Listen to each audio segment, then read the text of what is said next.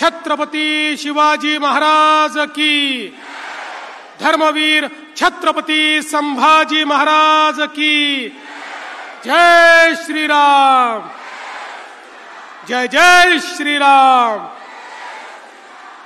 आजच्या या प्रचार सभेमध्ये मंचावर उपस्थित असलेले आपले पालकमंत्री आकाश फुंडकरजी, सन्माननीय खासदार अनुप धोत्रेजी, सन्माननीय आपले लोकप्रिय आमदार प्रकाश भाऊ भारसाकळेजी, रणधीर भाऊ सावरकरजी, वसंत खंडेलवालजी, आमदार संजय कुटेजी, बळीराम शिरस्करजी, अनिलदादा गावंडेजी, संतोष शिवरकरजी, विजय अग्रवालजी, अमित कावरेजी, या ठिकाणी आपल्या हिवरखेडच्या नगराध्यक्ष पदाच्या उमेदवार सुलभाताई दुतोंडे, आकोटच्या सौ मायाताई धुळे, तेल्हाऱ्याच्या वैशालीताई पालीवाल, या ठिकाणी मंचावर उपस्थित मंगेश दुतोंडे, माधव मानकर, गोपाळ मोहोड, गिरीश जोशी, गणेश रोठे, डॉक्टर संजय शर्मा, श्री हरीश हावरी, त्याचप्रमाणे श्री रमेश दुतोंडे, किरण शेनानी, मंचावरील सर्व मान्यवर आणि या ठिकाणी मोठ्या संख्येने उपस्थित असलेल्या आमच्या सगळ्या लाडक्या बहिणी आणि तेवढ्याच लाडक्या भावांनो, आजचा दिवस हा एका वेगळ्या अर्थानं अत्यंत महत्वाचा दिवस आहे। याचं कारण आपल्याला कल्पना आहे की मागच्या काळामध्ये अयोध्येमध्ये प्रभू श्रीरामांचं मंदिर झालं पाहिजे याचं एक मोठं आंदोलन झालं आणि देशाचे प्रधानमंत्री माननीय मोदीजींच्या नेतृत्वात अयोध्येला मंदिराचा निर्माण झालं आणि त्या ठिकाणी श्री रामललांच्या विग्रहाची मूर्तीची प्रतिष्ठापना झाली। पण त्यावेळी जरी ती प्रतिष्ठापना झाली होती तरी देखील कळसाचं काम बाकी होतं। आपल्याकडे मंदिर पूर्ण झालं कधी समजतात, ज्यावेळी कळसाचं काम पूर्ण होतं, आणि कळसाचं काम पूर्ण झालं हे कधी समजतात, ज्यावेळी त्या ठिकाणी भगवी धर्मध्वजा फडकते। आणि आजच देशाचे प्रधानमंत्री माननीय मोदीजींनी अयोध्येमध्ये राम मंदिरावर त्या ठिकाणी धर्मध्वजा ही फडकावली आहे। अयोध्येच्या मंदिरावर तर भगवा फडकला, आता हिवरखेडच्या नगरपालिकेवरही भगवा फडकवायचा आहे। हिवरखेड, आकोट आणि तेल्हारा तिन्ही नगरपालिकांवर आपल्याला 2 तारखेला भगवाच फडकवायचा आहे। बंधू भगिनींनो, खरं म्हणजे सातपुड्याच्या पायथ्याशी असलेल्या या हिवरखेडमध्ये आल्यानंतर मला अतिशय आनंद होतोय। आणि प्रकाश भाऊंनी सांगितलं, हिवरखेडला येणारे तुम्ही पहिलेच मुख्यमंत्री आहात, त्यामुळे मी आपल्या सर्वांना या ठिकाणी रामराम करतो। आज खरं तर मला अतिशय आनंद आहे की या ठिकाणी 3ही उमेदवार आपण जे दिले आहेत हे अतिशय चांगले उमेदवार आहेत। आपल्या सुलभाताई दुतोंडे, ज्यांनी मागच्या काळामध्ये या ठिकाणी पक्षासोबत प्रामाणिकता काय असते, पक्षनिष्ठा काय असते हे निश्चितपणे आपल्याला दाखवलं। आणि म्हणूनच भारतीय जनता पक्षामध्ये प्रत्येक जो कार्यकर्ता आहे हा स्वतःकरता काम करत असतो, तो पक्षाकरता काम करत असतो। आज आपले नगराध्यक्ष असतील किंवा आपले सगळे उमेदवार असतील, या सगळ्या उमेदवारांना आपण उमेदवारी दिली आहे कारण आपल्याला पारदर्शी प्रामाणिकतेनं आपल्या नगरपालिकेचा कारभार हा या ठिकाणी चालवायचा आहे। आणि मी निश्चितपणे या निमित्ताने प्रकाश भाऊंचं अभिनंदन करू इच्छितो। खरं तर सातत्याने हिवरखेडची जी काही ग्रामपंचायत आहे तिला नगर परिषदेमध्ये परिवर्तित करा अशा प्रकारची मागणी होती। मध्यंतरीच्या काळामध्ये 2021 साली तिला नगर पंचायतीत परिवर्तित करण्याचा निर्णय झाला, पण हिवरखेड वासियांना तो मंजूर नव्हता। त्यामुळे प्रकाश भाऊंनी सांगितलं आम्हाला चालणार नाही। ते माझ्याकडे आले, माझ्यासमोर कागद ठेवला, म्हणाले आत्ताच्या आत्ता स्थगिती द्या, आम्हाला नगर पंचायत नको, आम्हाला थेट नगर परिषद या ठिकाणी हवी। तात्काळ आपण स्थगिती दिली आणि ही एकमेव घटना अशी आहे गेल्या 5-10 वर्षातली की ग्रामपंचायतीतनं थेट नगर परिषद आपण तुमची तयार करून टाकली आणि आता या ठिकाणी त्याची निवडणूक लागलेली आहे। त्यामुळे खऱ्या अर्थानं आता पहिल्या निवडणुकीत भाजपचाच झेंडा हा नगर परिषदेवर लागला पाहिजे, ही आता तुमची जबाबदारी आहे। तुमचं म्हणणं मी ऐकलेलं आहे, आता माझं म्हणणं ऐकण्याची जबाबदारी ही तुमची आहे। खरं म्हणजे हिवरखेड असो, तेल्हारा असो की अकोट असो, तेल्हारा तर आपलं भारतीय जनता पक्षाचं खूप जुनं काम आहे। तेल्हारा असेल किंवा अकोट असेल हे मध्यवर्ती ठिकाण आहे आणि म्हणून या ठिकाणी ही जी सभा आहे ही तिन्ही नगरपालिकांची मिळून एकत्रित सभा आपण घेतलेली आहे आणि मला विश्वास आहे की या सभेतनं तिन्ही नगरपालिकांमध्ये आता पुढच्या काळामध्ये निश्चितपणे आपला झेंडा लागेल।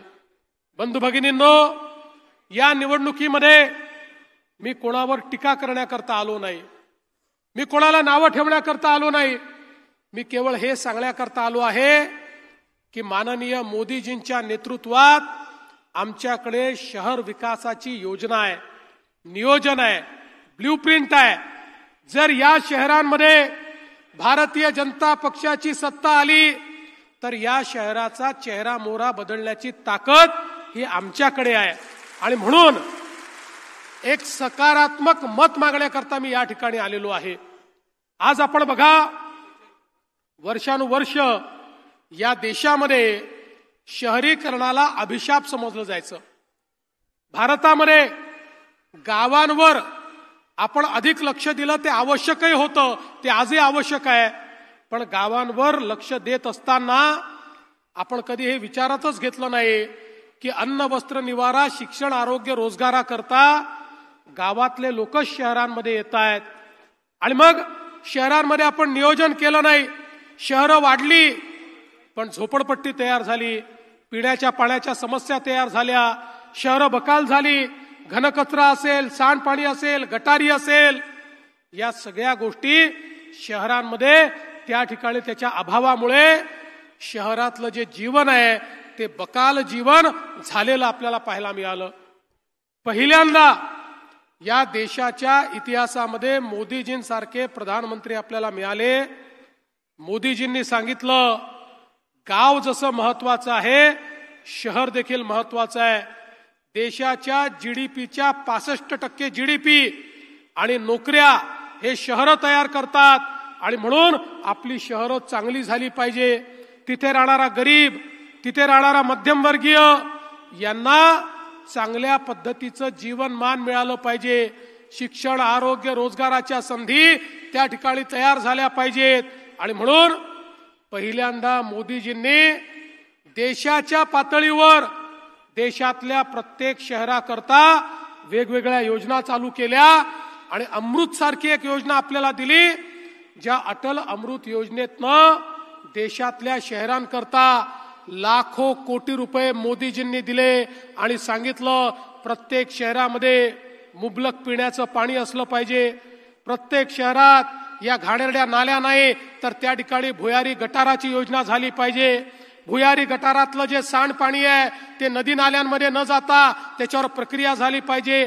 प्रत्येक शहरामधला घनकचरा हा त्या ठिकाणी एकत्रित करून त्याच्यातनं कोळशाचे पॅलेट्स किंवा त्याच्यातनं खत तयार झालं पाहिजे आणि प्रत्येक शहरामध्ये जो गरीब आहे त्याला जमिनीचा मालकी हक्काचा पट्टा मिळाला पाहिजे आणि त्याला प्रधानमंत्री आवास योजनेच्या अंतर्गत 2.5 लाख रुपयाचं घर मिळालं पाहिजे।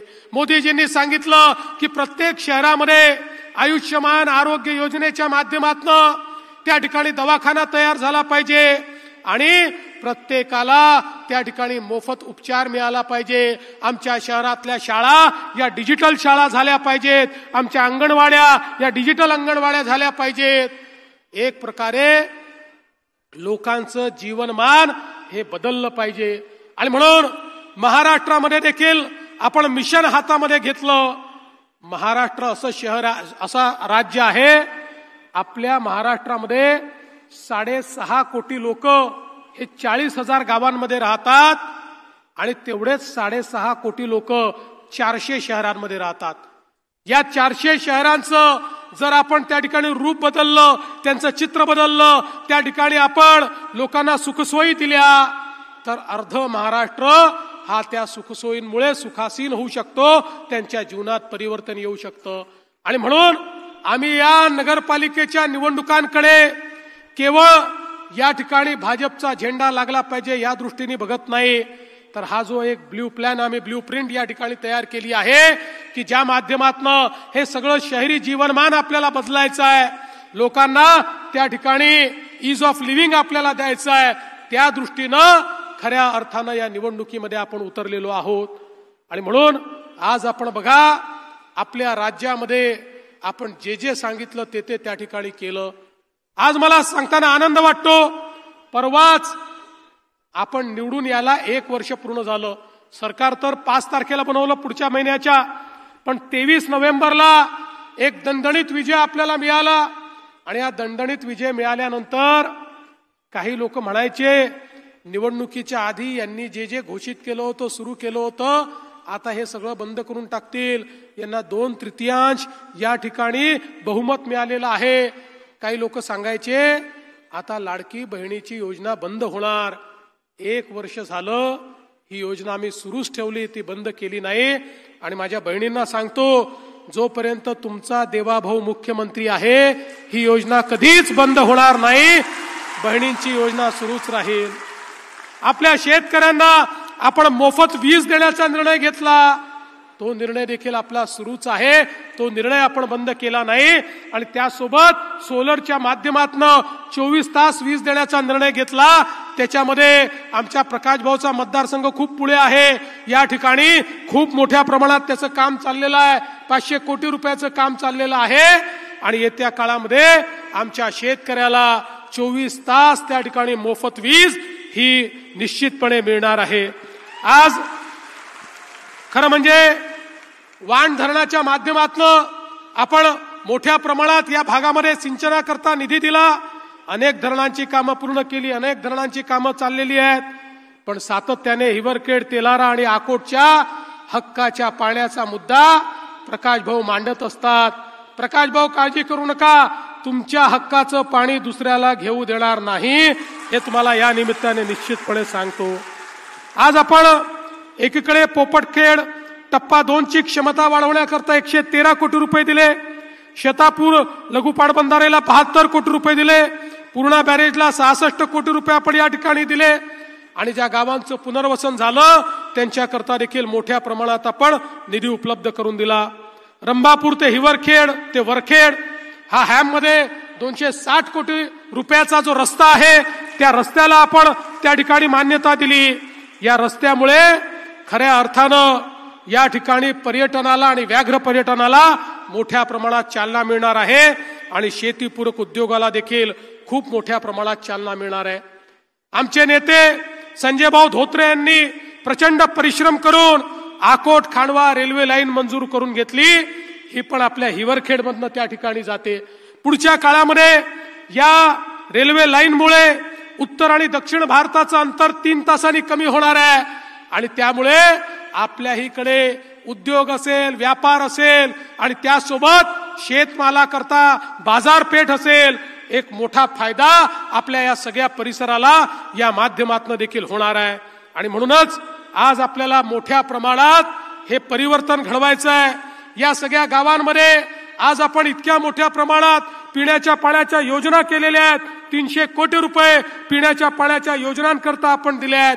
आणि त्यासोबत आपले प्रधानमंत्री माननीय मोदीजींनी आमच्या आदिवासी समाजाकरता देखील धरती आबासारखी योजना दिली, ज्या योजनेतनं एकेका गावामध्ये पाड्यामध्ये आमच्या आदिवासी समाजाच्या जीवनमानामध्ये देखील एक मोठं परिवर्तन होताना आपल्याला पाहायला दिसतंय.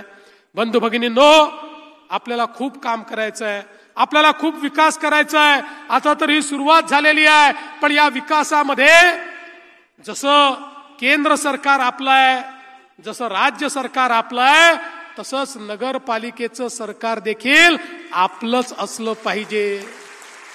आम्ही जर त्या ठिकाणी निधी दिला आणि पारदर्शी प्रामाणिकतेनं काम करणारे लोक नसले तर त्या निधीचं काय होईल हे सांगता येत नाही. आमच्या नगराध्यक्ष पहिले तर चूकच करणार नाही, पण नगराध्यक्षाने चूक केली तर त्यांचा कान धरण्याकरता ही सगळी नेते मंडळी आहे, त्यांना समजवण्याकरता मी देखील आहे. पण दुसरं कोणी जर त्या ठिकाणी निवडून आलं तर 5 वर्ष आपल्या पैशाचं काय होईल हे कोणीच या ठिकाणी सांगू शकत नाही. आणि म्हणून या परिवर्तनाच्या सगळ्या आपल्या क्रांतिकारी निर्णयांमध्ये या तीनही ज्या नगरपालिका आहेत, हिवरखेड असेल, तेलारा असेल, आकोट असेल, या तीनही ठिकाणी भारतीय जनता पक्षाचा नगराध्यक्ष आणि पूर्ण सत्ता ही भारतीय जनता पक्षाला द्या. मी तुम्हाला एवढीच विनंती करण्याकरता आलो आहे, 2 तारखेला कमळाची चिंता तुम्ही करा आणि त्यानंतर 5 वर्ष तुमची चिंता ही आमच्यावर सोडा, तुमची चिंता आम्ही करू, एवढाच विश्वास तुम्हाला देतो आणि माझं बोलणं संपवतो. धन्यवाद. जय हिंद.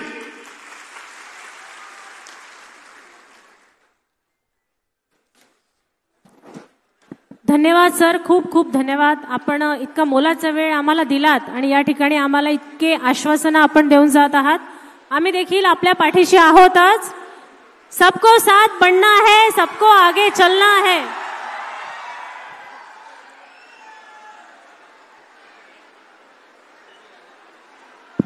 आपल्या राज्याचे लाडके मुख्यमंत्री माननीय देवेंद्रजी फडणवीस यांचा हिवरखेड वाशीच्या वतीनं मी हिवरखेड नगरीमध्ये हार्दिक स्वागत करतो.